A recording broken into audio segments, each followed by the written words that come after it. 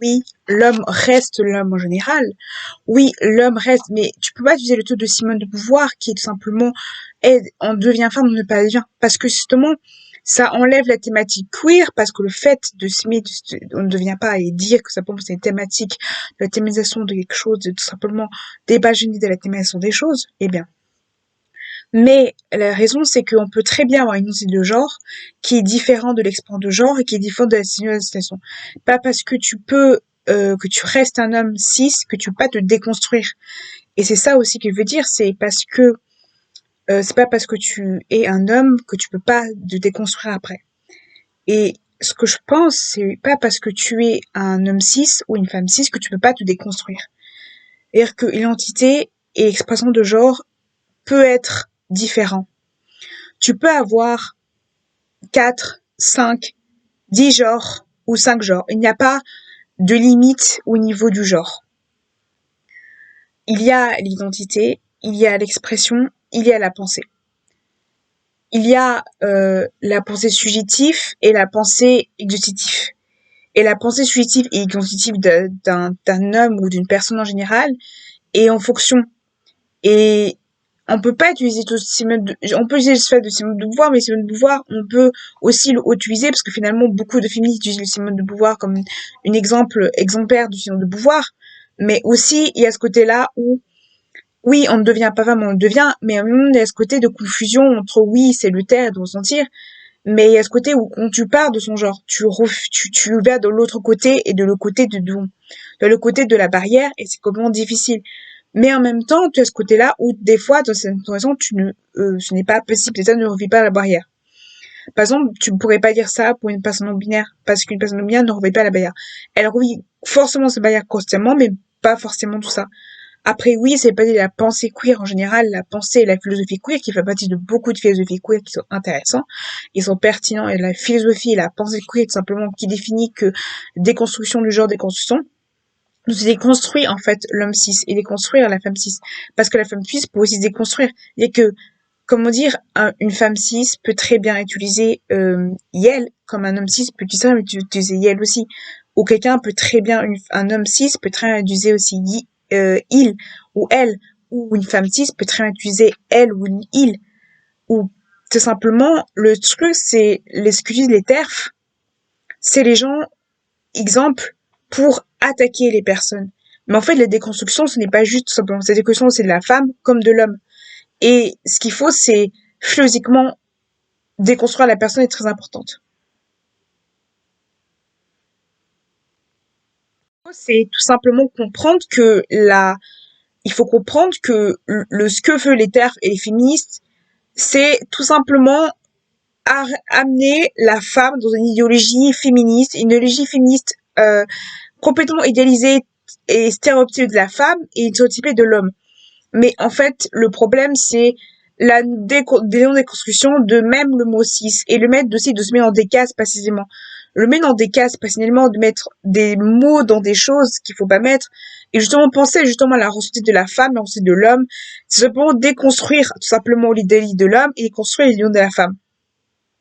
Et que sans la femme, ce n'est pas juste c'est vestimentaire, c'est langagier, c'est lexital, c'est lexique, c'est comportemental, c'est langagier, lexital et même littératural et même influençable et tout simplement l'influence des réseaux sociaux, du présence sociale du féminisme et justement des TERF et des personnes simplement des réseaux sociaux. Les réseaux sociaux ont beaucoup d'influence sur tout simplement la mentalité d'aujourd'hui, la pensée, les séries, Netflix et les musiques qu'on écoute qui sont influencées sur ce qu'on regarde.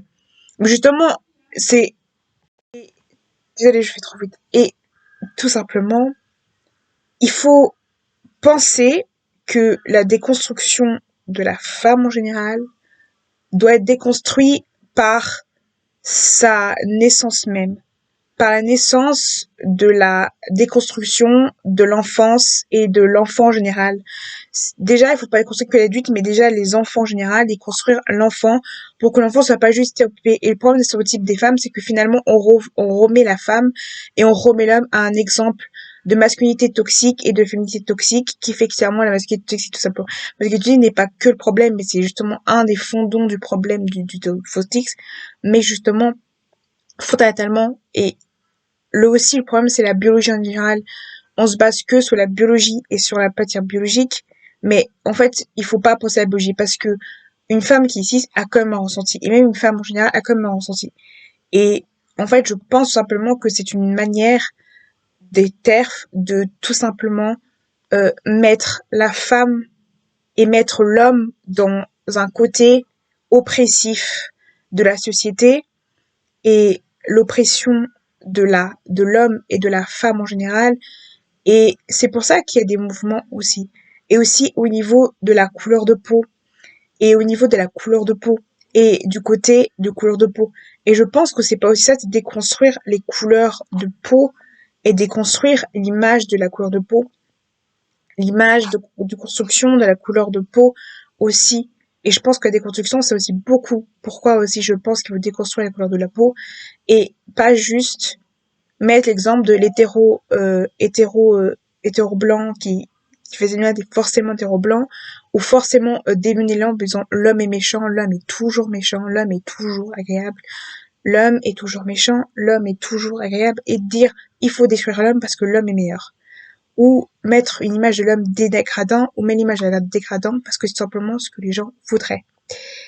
Malheureusement, justement le problème qu'il peut avoir, je pense que le problème majeur, c'est le fait de déconstruire et de dire les choses. Je pense qu'il faut tout simplement comprendre que la déconstruction de l'être humain passe par l'apprentissage des nouveaux termes qui ne déconstruit pas l'homme, qui ne déconstruit pas la femme en général. Et je pense que l'oppression que l'homme vit et l'oppression que la femme vit est tout simplement. Et c'est exemple de beaucoup de choses. Je pense que les TERF utilisent des thématiques et des choses qui sont complètement hors sujet et hors de la réalité des choses. Hors réalité, comment on appelle Nathalie Stern, qui est en dehors de la réalité. On voit très bien qu'il y a des confusions dans ce qu'elle dit. Elle vit dans un endroit qui est complètement en dehors, donc ce qu'elle dit sur Twitter, les messages qu'elle fait sur Twitter, elle a complètement un désaccord de ce qu'elle dit. Et Nicole Rollins a aussi beaucoup de désaccords de ce qu'elle dit, même si elle est pas défendante, on peut pas défendre ce qu'elle dit. Parce que clairement, c'est l'utilisation, et quand on utilise, on rappelle la femme à la menstruation, pensez aux filles ménopausées, aux personnes qui sont ménopausées, aux personnes qui ont des maladies comme le cancer, et même penser que par exemple la femme, c'est pas juste porter, il y a des femmes qui ont pas de portée, il faut penser à toutes ces femmes qui ont des maladies, qui ont des problèmes de santé. Et tout ça, on les ignore. Et ou penser, c'est-à-dire que les femmes qui vendent leur corps sont des femmes forcément faciles. Ou les femmes qui sont plusieurs sont forcément des femmes faciles. Et en fait, c'est ce cliché-là de les non-égalités entre la femme et l'homme. C'est tout simplement le fait que les hommes sont faciles pour des choses, mais les femmes aussi sont égalisées. C'est-à-dire que les hommes sont forcément la facile pour tout. Et forcément, une femme qui a pas de poignée, c'est pas une femme pas. Et ça, c'est justement le point où forcément, l'homme, s'il n'est pas avec un torse bien plat, c'est pas forcément un homme. Et je pense que, malheureusement, ce cliché-là, où forcément, un homme qui porte une robe ou un apprend d'habit n'est pas forcément un homme.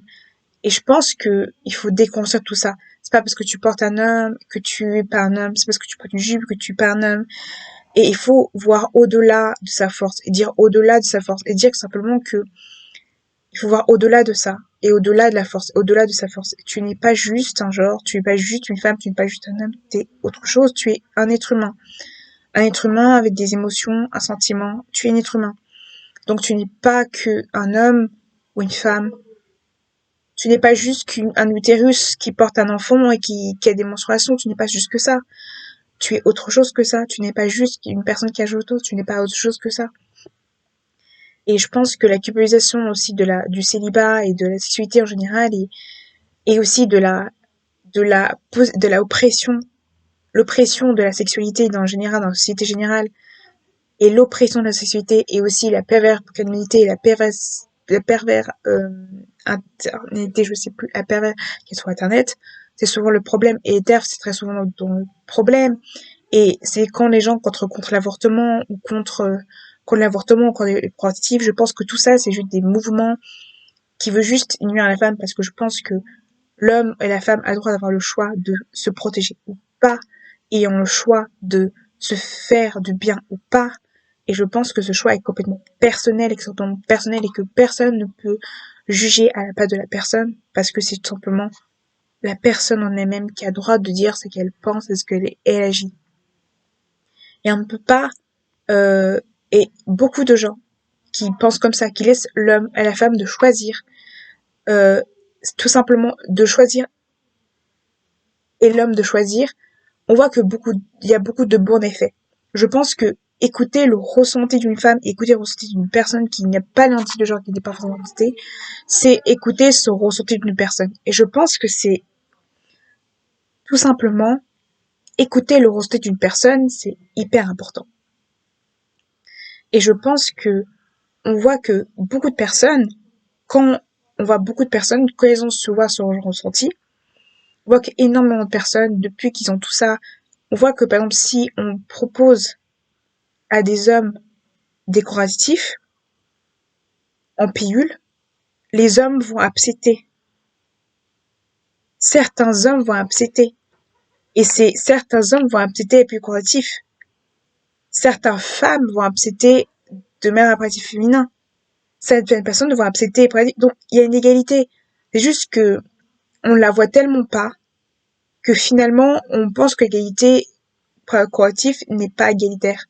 Mais bien sûr, il y a l'égalité. Bien sûr que l'égalité est possible entre normatif, c'est bien sûr que c'est possible une égalité corrective. Bien sûr qu'il existe des hommes qui comprennent les menstruations, qui expliquent les menstruations. Bien sûr que oui. Et je pense que plus on explique aux hommes ce que c'est les menstruations, plus ils vont comprendre. Et je pense que plus on explique aux femmes ce que sont les hommes, et plus les hommes vont comprendre. Et plus les gens comprennent des genres différents, plus les hommes vont comprendre. Et je pense que, tout simplement, et je ne pense pas, je ne pense pas, j'ai vu beaucoup de gens dans mon entourage et beaucoup de personnes que j'ai parlé, et il y a beaucoup d'hommes qui disent non, il y a beaucoup d'hommes qui disent oui, et il y a beaucoup d'hommes qui disent oui, je voudrais bien avoir égalité au niveau de la femme. Et en Suisse, justement, quand il y a des pilules qui étaient informées, il y a beaucoup d'hommes qui ont pris ces pilules-là. Il y a beaucoup d'hommes qui ont pris des pilules contraceptives pour hommes. Et on a énormément, et quand la fermeture a été fermée, on voit que beaucoup de gens ont été, et ces pilules ont eu juste des mauvais effets, tout simplement. Mais on voit que beaucoup d'hommes ont pris ces pilules. Et ça veut dire, théoriquement, que les hommes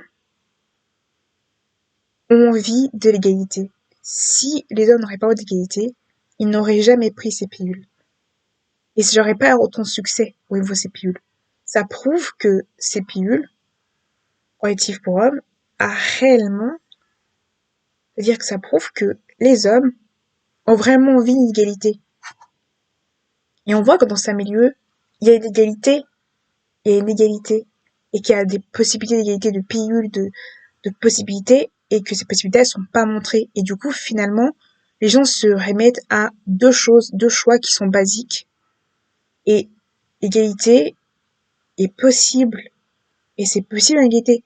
Je pense que c'est juste une manière de connaître les choses.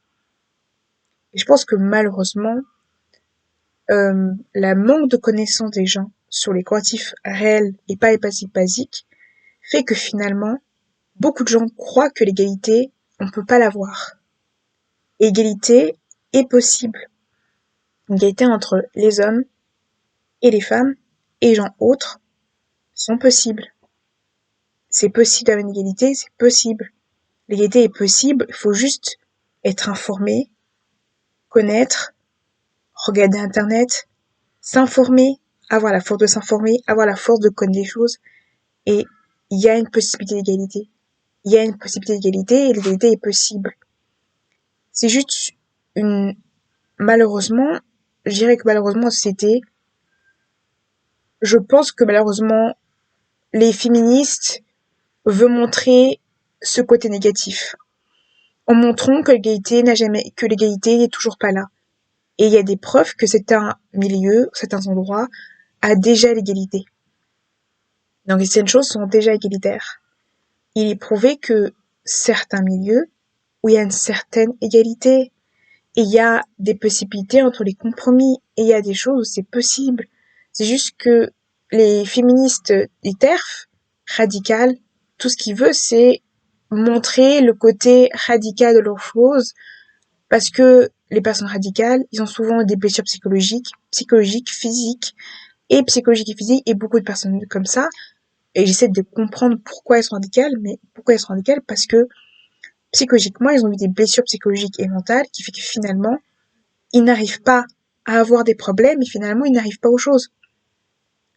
Et, et c'est vrai que, je vais être honnête avec vous, je ne suis pas pour, je n'ai pas de contre eux, mais je dirais juste que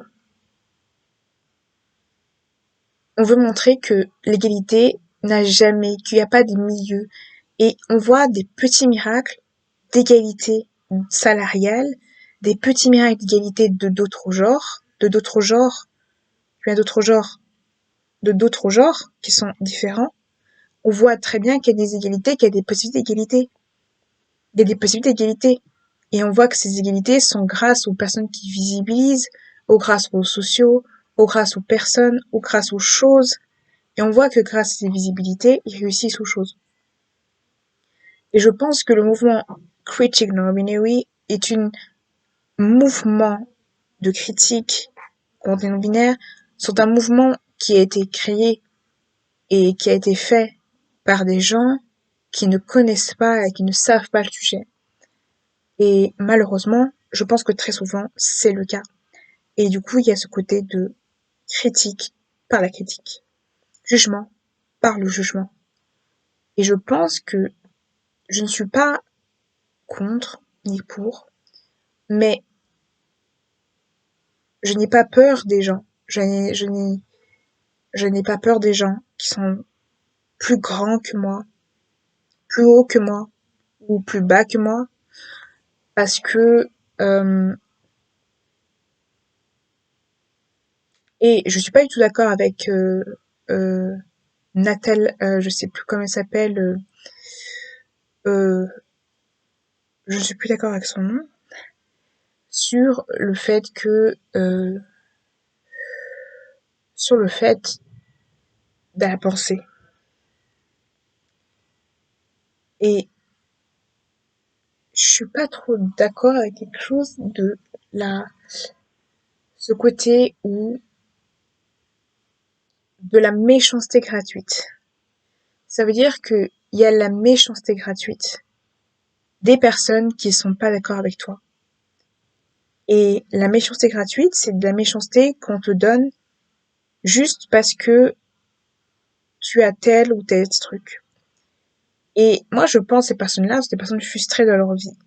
Des personnes qui font simplement pas écouter, des personnes qui vont pas. Et fait, dès que tu es bien dans ta peau, que tu es bien dans ta santé, que tu es bien dans ta forme, que tu t'assumes, les gens vont forcément te critiquer. Ils vont forcément te faire du mal, ils vont forcément te faire du truc. Et je pense que finalement, le point de vue de la haine et des thématiques de la haine, c'est compliqué.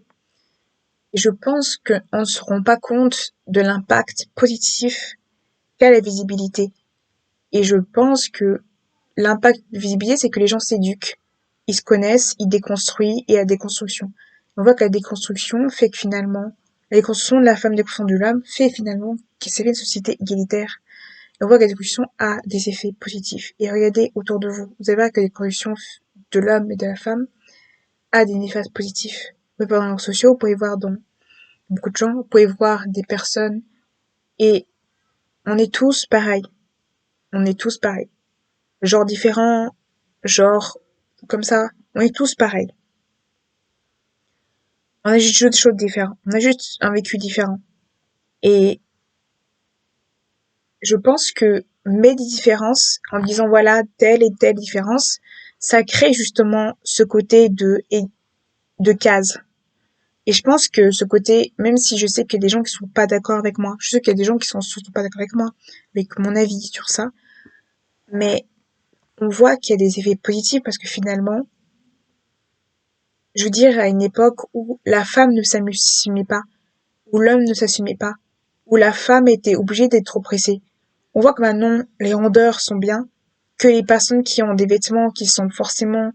On voit que la femme s'assume, que la femme s'assume mieux. Déconstruction, c'est la femme s'assume. On voit que de plus en plus, il y a de plus en plus de déconstruction au niveau des soutiens-gorge, au niveau des soutiens-gorge, au niveau du corps, au niveau de la poitrine, au niveau des vêtements. Et il y a une déconstruction au niveau de l'homme, au niveau des vêtements. Et tu vois que la poitrine, les vêtements atypiques comme gothiques, ça se déconstruit et on voit qu'il y a une déconstruction complète des looks qui sont, soi-disant, pas normales. Et il y a plus de réelle normalité. Et en dehors des réseaux sociaux, dans la réalité, il y a une déconstruction. Et je dirais, oui, on peut dire oui, c'est que dans les réseaux sociaux, mais ce n'est pas que dans les réseaux sociaux, on voit une déconstruction complète. Moi, je veux dire, à l'époque, c'était pas comme ça. Il n'y avait pas autant de femmes qui s'assumaient. Il n'y avait pas autant de femmes qui disaient, voilà, je suis une femme, j'assume qui je suis, j'assume ma couleur de peau, j'assume qui je suis, j'assume, ou même un homme qui dit, j'assume que je suis pas parfait, j'assume que je suis pas parfait. Et ça, c'est positif parce que finalement, ça fait que finalement, les hommes ont ce côté positif où les hommes s'assument et n'ont plus peur de être qui ils sont, avec leurs défauts. Et je pense que par exemple, pour les rondeurs, avant, les rondeurs, ça faisait peur. Il y avait beaucoup de grossophobie. J'ai l'impression que la grossophobie, la peur des personnes handicapées, la peur des femmes qui sont handicapées, la peur du genre différent, la peur des études différentes, le peur de tout ça, euh, la peur d'une femme qui porte pas soutien-gorge, ou la peur d'une femme qui porte un pantalon, ou la peur d'un homme qui porte un crop top, ou la peur d'une personne qui porte des cheveux colorés, qui est gothique, qui met des vêtements larges, ou quelqu'un qui est rond, ou quelqu'un qui est africain mais qui s'assume en tant que personne africaine, ou quelqu'un qui est indien, qui s'assume. Et il y a tellement de gens que tu vas rencontrer qui sont comme ça, ou des personnes qui arrivent à rigoler avec ce qu'ils ont, ou le tabou sur les menstruations, il n'y en a presque plus. Et, et on voit que le tabou sur tout ça, elle disparaît.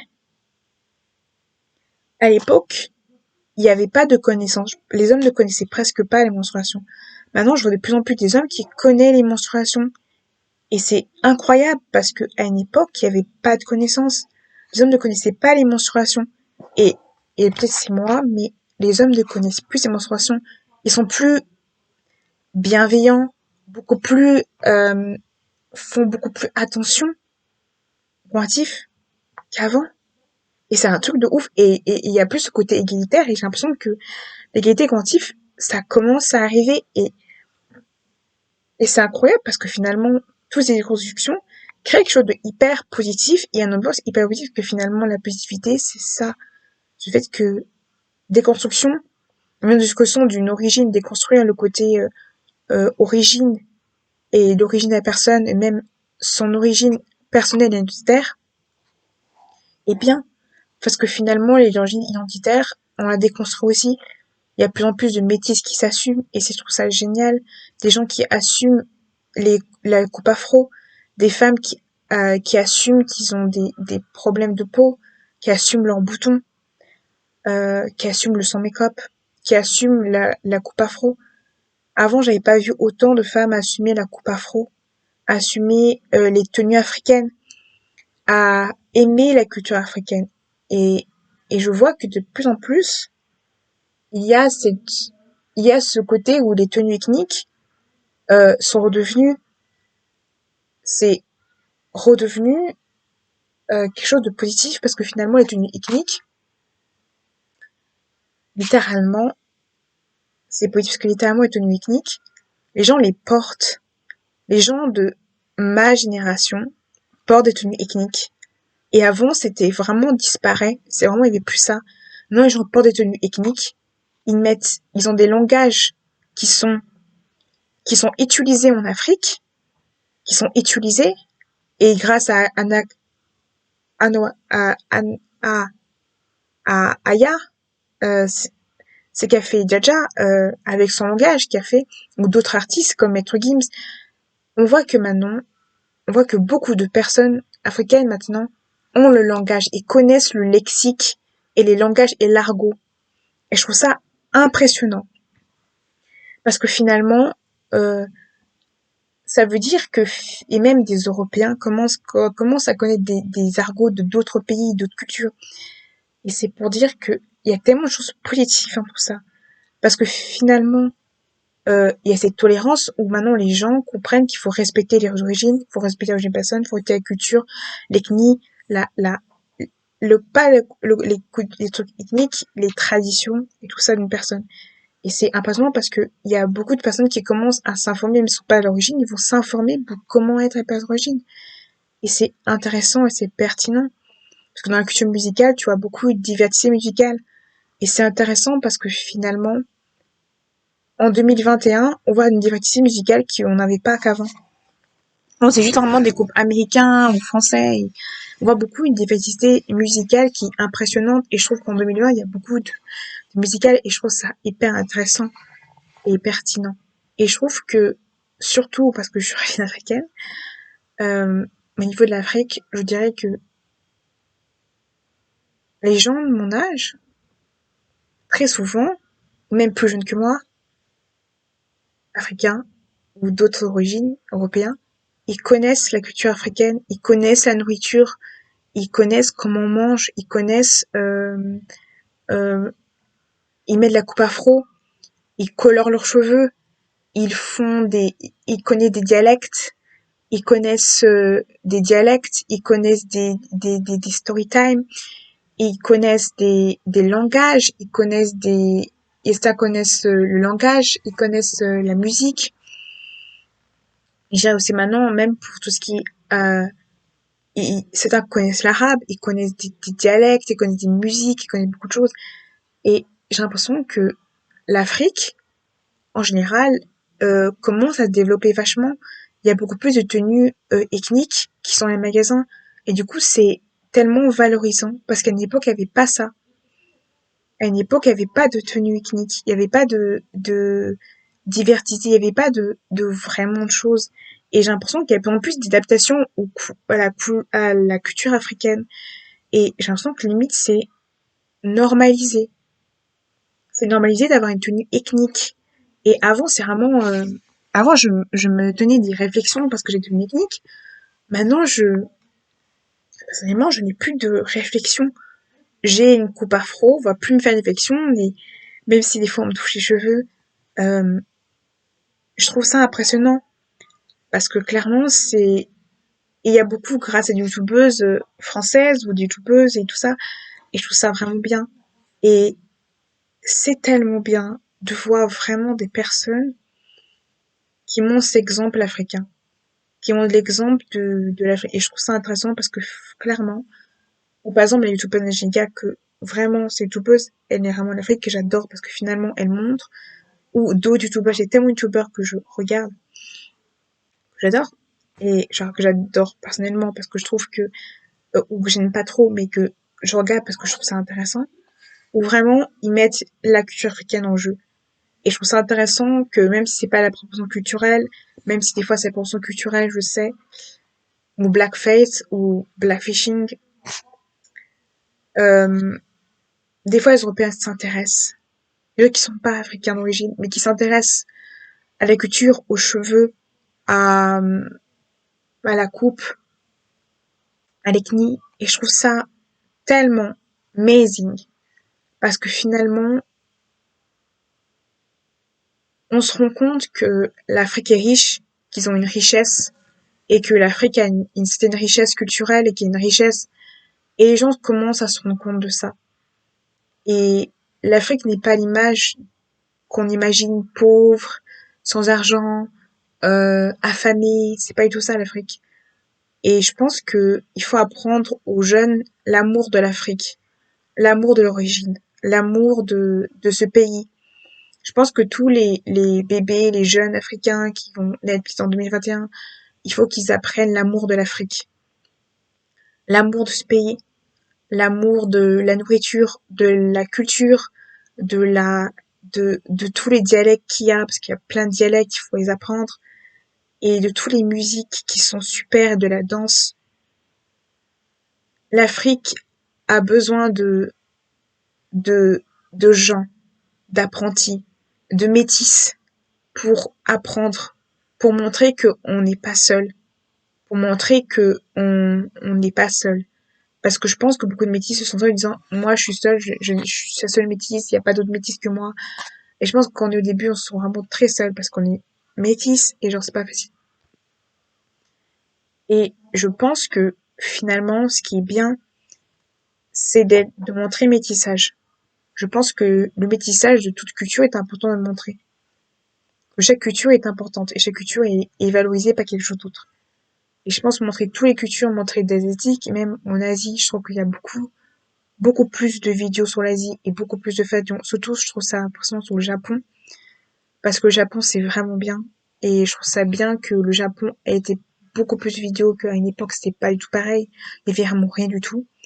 Vraiment, il y a des conclusions, il y a vraiment de pays encore à découvrir et encore à faire. Et c'est impressionnant parce que, comme le Japon, ou même la Corée, où je trouve ça impressionnant parce qu'il y a vraiment une évolution incroyable.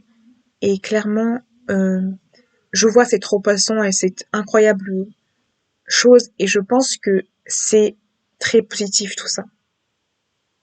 2021 est vraiment une année où on a eu le Covid, oui, mais très positif, où il y a eu beaucoup de débats, beaucoup de choses, beaucoup de polémiques, de débats, mais c'est peut-être mieux que ces débats ont duré à quelque chose parce que finalement, on a réussi à avoir une énorme évolution dans la société. Une évolution culturelle où vraiment la culture devient un peu en plus, on connaît plus en plus, une évolution au niveau alimentaire où plus en plus les gens prennent des choses de différentes cultures et de choses de qualité. Au niveau écologique où clairement les gens font plus à l'écologie et pensent aussi. Et en plus au niveau véganisme et végétarien, il y a de plus en plus de possibilités de véganisme et de végétarien où il y a une évolution confiante. Et je pense que c'est 2021 est une année positive où il y a beaucoup de choses positives où c'est une année que je pense pas qu'on va oublier. Que c'est une année positive où il y a une évolution énorme. Et c'est grâce à tous les influenceurs, toutes les personnes qui font des choses bienveillantes, qui éduquent et qui réussissent à leur vie. Et je pense que tout ça crée quelque chose de très positif parce que finalement, il y a une évolution, quelque chose de très positif parce que finalement, on réussit ce qu'on fait. Et je pense que c'est hyper positif. Et je pense que grâce aux tous les influenceurs, grâce aux personnes qui parlent et qui éduquent les autres, grâce aux personnes qui éduquent constamment avec des débats et qui sont importants, on a tous réussi aujourd'hui à changer les choses. Et il faut encore qu'on se batte pour que d'autres choses changent. Parce que je pense qu'il y a tellement de choses à changer encore et je pense que plus on influence, plus on parle de débat sur le débat des choses, plus on peut améliorer le débat et plus on débat, plus ça va pousser aux gens à se rendre compte que il faut qu'on pense à autre chose. Il faut que on réfléchisse et qu'on change les lois. Et je pense que plus on pense aux lois, plus on réfléchit, plus un jour ça va aboutir. Je pense que ne rien faire et dire voilà, je suis militant mais je n'ai rien fait, faire des vidéos, dire son avis, c'est la chose pour faire un débat, même si tu n'es pas d'accord avec nous, même si tu n'es pas d'accord avec un avis, dire ton avis, c'est toujours important, même si tu n'es pas d'accord. Et je pense aussi que même pour les religions, c'est hyper important. Je trouve qu'il y a une énorme unité au niveau des religions aussi. Et je trouve que pas une religion, plus on en parle, plus ça améliore la religion, plus on parle de religion, de culture, de personnes, plus on améliore. Je trouve que c'est très dommage que certaines religions ne sont pas mis en valeur. Ils ne sont pas assez connus. Je sais, ça sera une deuxième partie déjà. Je fais une deuxième partie parce que cette vidéo est beaucoup trop longue. C'est pacifique, à bientôt.